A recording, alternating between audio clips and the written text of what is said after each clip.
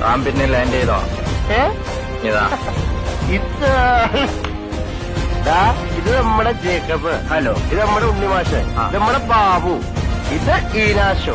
അഞ്ചാറ് ബിയറിങ് എടുക്കണോ ചെവി നോക്കിക്കാണ്ട് നീ കഴിക്കേ കഴിക്കാം.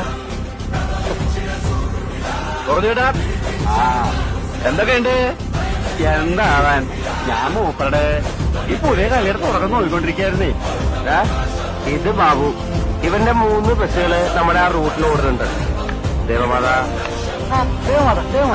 അതിന്റെ ഓണറാവൻ. മൊത്തം 17 വണ്ടിയുണ്ട് ശങ്കുന്റെ ഫാമിലി വകയായിട്ട്. കഴിഞ്ഞ താൻ എങ്ങനെയാ മുങ്ങിയേ? അത് പറഞ്ഞ അത് തന്നെ ഒരു കഥ.